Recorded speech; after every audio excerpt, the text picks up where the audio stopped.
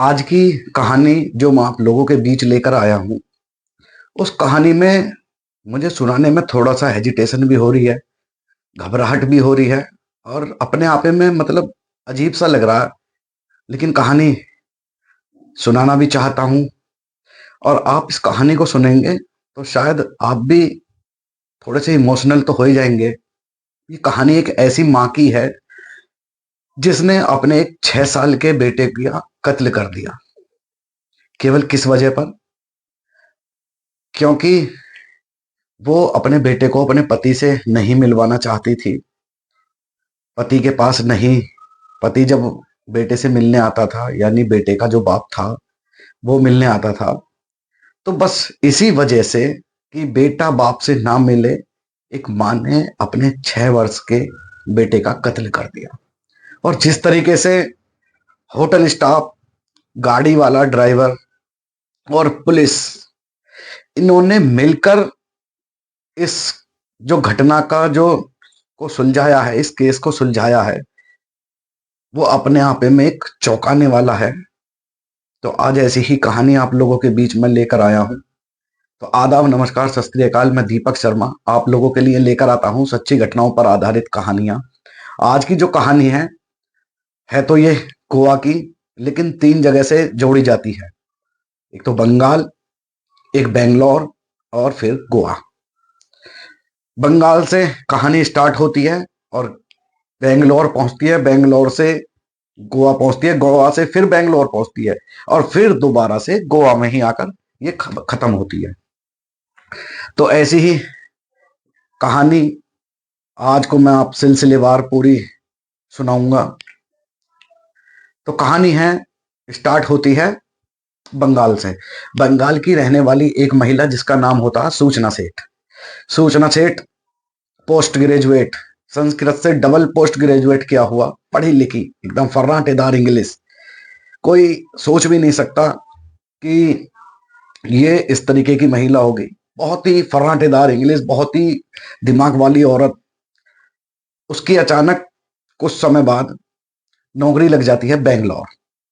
अब वो बेंगलोर जाकर अपनी जॉब करने लगती है, एक कमरा लेती है, एक मकान लेती है उसमें, जिसमें वो रहने लगती है। उसी दौरान उसकी बेंगलोर में मुलाकात होती है केरल के रहने वाले एक शख्स से। अब उस शख्स से जब मुलाकात होती है तो दोनों में नजदीकियां बढ़ती हैं, दोस्ती होती है, दोस्ती प्यार में बदल जाती है। एक दिन वो शादी भी कर लेते हैं।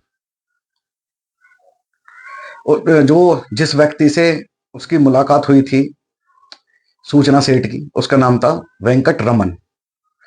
अब वेंकट रमन से जब शादी हो जाती है, दोनों रहने लगते हैं, बहुत हंसी खुशी परिवार चलता है, परिवार में कोई दिक्कत नहीं।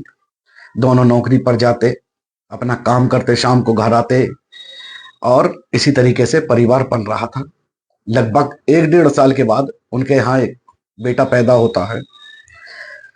बेटा जब पैदा हो जाता है उसके बाद भी साल 2 साल कहानी में कोई दिक्कत नहीं आती है, सब बढ़िया चल रहा था। अचानक से वेंकट रमन जो था और ये सुषमा से सूचना सेठ, इनके बीच लड़ाई झगड़े स्टार्ट हो जाते हैं। हालांकि हर घर में लड़ाई झगड़े होते हैं, हर घर में मुश्किलों का सामना करते हैं, पति पत्नी भी, माँ बाप भी, भाई बहन भी। हर ये मतलब एक कहावत है कि घर में अगर 4 बर्तन होते हैं तो वो खटकते ही हैं। इसी तरीके से वेंकट रमन और सूचना सेठ के बीच जो मतभेद पैदा हो रहे थे, एक दिन ऐसा आ जाता है कि सूचना सेठ और वेंकट रमन का तलाक हो जाता है, दोनों अलग अलग रहने लगते हैं। मामला कोर्ट में पहुंचता है। अब बच्चे को लेकर दिक्कत आ रही थी।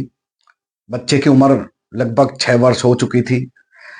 बाप को बेटे से बहुत प्यार था, बहुत लाड़ करता था। हर माँ बाप अपने बच्चे से प्यार करते हैं, लेकिन अमूमन जो कोर्ट केस होते हैं उनमें यह देखा जाता है कि बच्चे की जो कस्टडी है कोर्ट में जाने के बाद अधिकतर, मैं तो यही कहूंगा 99% माँ के फेवर में चली जाती है कि माँ ही बच्चे को रखेगी।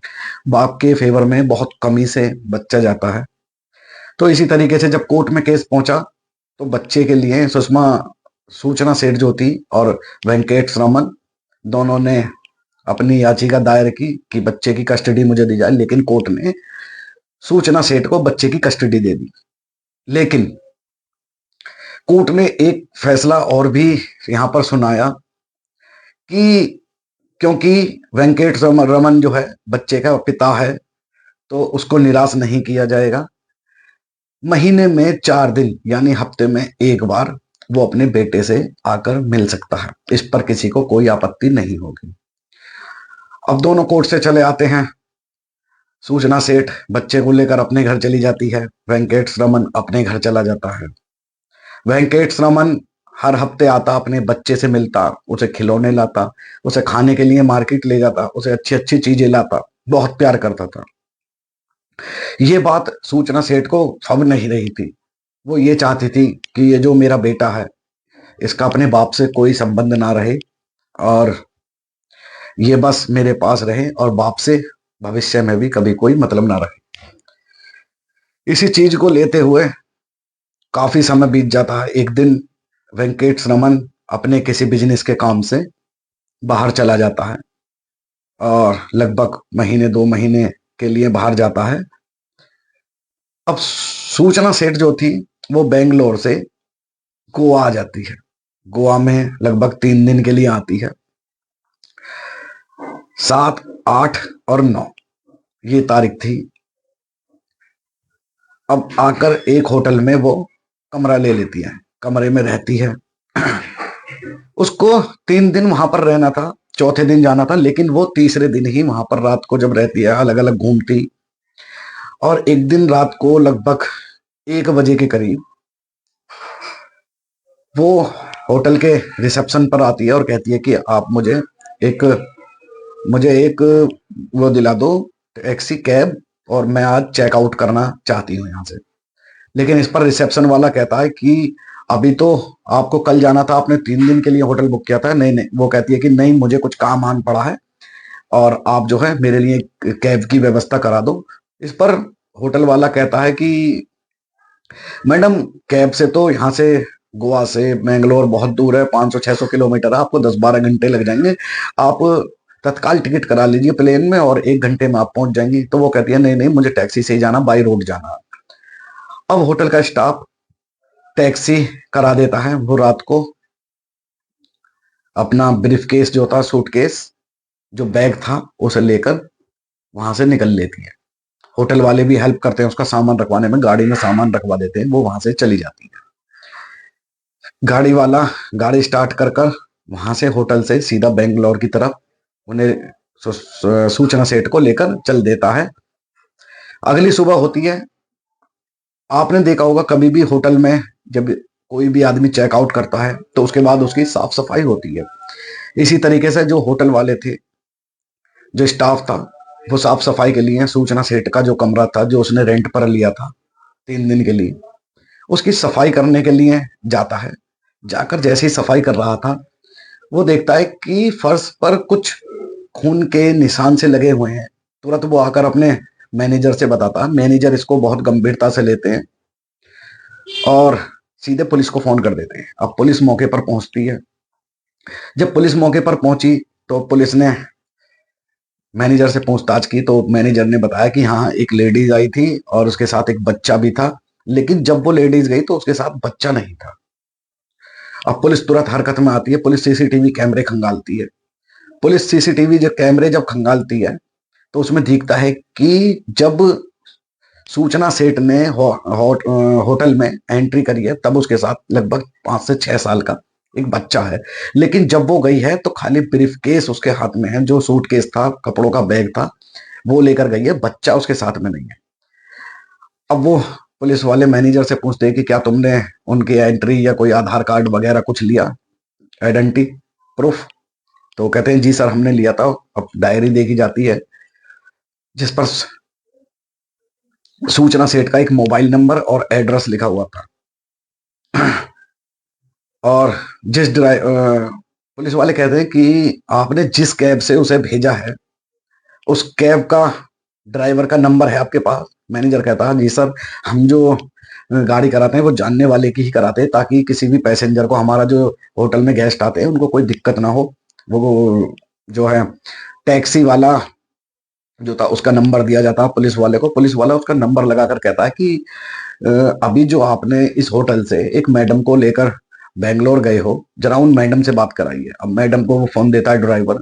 मैडम से कहता है कि मैडम आपने यहाँ से चेक इन किया है, जब आप होटल के अंदर आई थी तो आपके साथ एक 6 वर्ष का बच्चा था, लेकिन जब होटल से बाहर गई हो तो आप खाली बैग के साथ गई हो, तो वो बच्चा कहाँ पर है? अब इस पर बिल्कुल निसंकोच होकर सूचना सेठ कहती है कि वो बच्चा दरअसल मेरे जो रिलेटिव हैं, मैं उनके पास छोड़कर आई हूँ, मुझे कुछ काम आ गया था और 2 4 10 5 दिन में मैं उसे लेने आऊंगी। अब पुलिस वालों को बड़ा डाउट सा होता है। पुलिस वाले छानबीन में लग जाते हैं और जब देखते हैं खून को टेस्ट, जो खून पड़ा हुआ था, ब्लड पड़ा हुआ था, उसका टेस्ट करते हैं तो वो एक इंसानी खून के धब्बे थे, उसमें आ जाते हैं। अब पुलिस वाले को थोड़ा जो सूचना सेठ थी उस पर डाउट होने लगता। वो फिर से एक बार फोन करते हैं उसी ड्राइवर को और उस ड्राइवर से कहते हैं कि केवल आपको हमारी बातें सुननी है, ऐसे ऐसे हम गोवा पुलिस से बोल रहे हैं, और ये जो पीछे आपके मैडम बैठी हैं इनको जरा सी भी भनक नहीं लगनी चाहिए कि आप मुझसे बात कर रहे हैं। आप एक काम कीजिए कि नजदीकी कोई भी पुलिस स्टेशन हो, आप गाड़ी उसमें ले जाकर खड़ी कर दीजिए, और यदि आपको नजदीकी पुलिस स्टेशन नहीं मालूम है तो आप चाय पानी का कुछ भी बहाना करके किसी से भी यहाँ पर पूछकर सीधे गाड़ी को पुलिस थाने में ले जाए, क्योंकि ये जो मैडम है ये एक बच्चे के साथ आई थी और हमें डाउट है कि इन्होंने बच्चे का मर्डर करा। अब जो ड्राइवर था वो भी घबरा जाता है। वो सीधा चाय पीने के लिए आगे जाके रुकता है एक हाईवे पर, वहां पर धीरे चुपचाप पूछता है। पूछने के बाद उसे पता लगता है कि यहीं 1 या 1.5 किलोमीटर आगे एक पुलिस स्टेशन है। अब वो गाड़ी को और भी तेज रफ्तार से वहां से चला देता और सीधा जाकर एक थाने में रोक देता। तुरंत फोन लगाता गोवा पुलिस को जिस नंबर से कॉल आया था और जाकर एक पुलिस वाले से बात कराता। पुलिस वाले, जो गोवा पुलिस थी, वो उस पुलिस वाले से कहते हैं कि इस गाड़ी में एक महिला बैठी हुई है, आप उसके बैग की तलाशी लीजिए, उसकी तलाशी लीजिए, हमें शक है कि एक 6 वर्ष के बच्चे का मर्डर हुआ है यहाँ पर, उसमें इसका हाथ है। अब जो पुलिस वाले थे वो गोवा पुलिस वालों की बातों को सीरियसली लेते हैं। उससे सूचना सेठ से कहते हैं कि आप बाहर उतरिए। अब जैसे ही सूचना सेठ घबरा जाती है, पुलिस को देखकर बाहर उतरती है, फिर डिक्की खोलकर उसके बैग की तलाशी ली जाती है तो ऊपर कपड़े लगे हुए थे, और जैसे ही कपड़ों को हटाया जाता है उसमें एक 6 वर्ष के बच्चे की डेड बॉडी निकलती है। अब डेड बॉडी निकलने के बाद गोवा पुलिस वहां से चली दी थी, फिर से फोन करती है तो गोवा पुलिस को बताया जाता है कि बच्चे बैग में जो है, इनकी गाड़ी में जो बैग रखा हुआ था उसमें एक बच्चे की डेड बॉडी निकली है। अब गोवा पुलिस जब वहां पर पहुंच जाती है, दोनों को कस्टडी में लेकर वहां की पुलिस के द्वारा और कोर्ट से आदेश लेकर, क्योंकि किसी भी क्षेत्र में आप जाएंगे तो कोर्ट से आदेश जरूर लेना पड़ता है किसी भी मुजरिम को अपने थाने लाने के लिए, अपनी कस्टडी में लाने के लिए। कोर्ट से ऑर्डर लेकर वो सूचना सेठ को गोवा वापस लाती है। गोवा वापस लाने के बाद उससे पूछताछ करी जाती है, जिस पर सूचना सेठ कहती है कि मैं अपने पति से छुटकारा चाह चुकी थी और मुझे छुटकारा मिल भी गया था, लेकिन कोर्ट का जो आदेश था वो मुझे नहीं सहाराना था, और मैं उससे खुश नहीं थी कि वो जो मेरा पति था वो मेरे बेटे से मिले। इसीलिए मैंने सोचा कि ना रहेगा बांस ना बजेगी बांसुरी, इसलिए वो बट्टे से मिलने आता था, इसी वजह से मैंने अपने बेटे को मौत के घाट उतार दिया।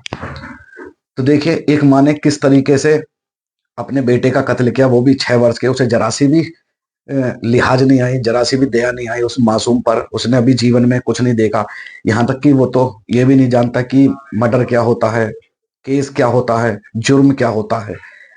उसे तो अभी ढंग से ये भी नहीं पता कि खेल किसे कहते हैं, घर किसे कहते हैं। केवल जानता है तो इतना, माँ और बाप। अब गोवा पुलिस उस पर गंभीर धाराओं में केस दायर करके कोर्ट में पेश करती है। कोर्ट जहां उसको सजा सुनाता है, और अभी ये पता नहीं है कि जो सूचना सेठ है वो छोटी हैं या नहीं छोटी हैं। काफी पुरानी बात हो चुकी है, कई साल पुरानी बात।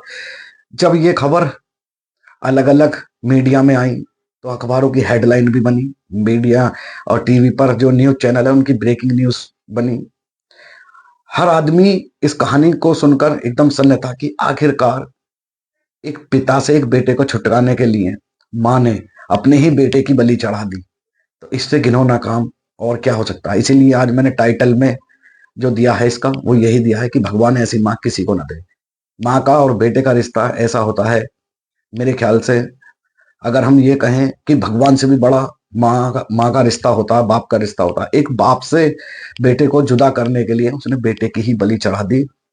तो इस कहानी में मैं यही कहूंगा कि जो भी काम करें सोच समझ के करें, ऐसी घटनाओं से दूर रहें, क्राइम से दूर रहें, हमेशा सच का सामना करें। अगर यदि आपको कोई भी संदिग्ध व्यक्ति ऐसा लगता है तो अपने नजदीकी पुलिस थाने में जरूर इत्तला करें। सावधान रहें, सुरक्षित रहें। मैं दीपक शर्मा अब आपसे इजाजत लेता हूं, मिलता हूं आपसे ऐसी ही एक सच्ची कहानी के साथ। तब तक के लिए जय हिंद, जय भारत।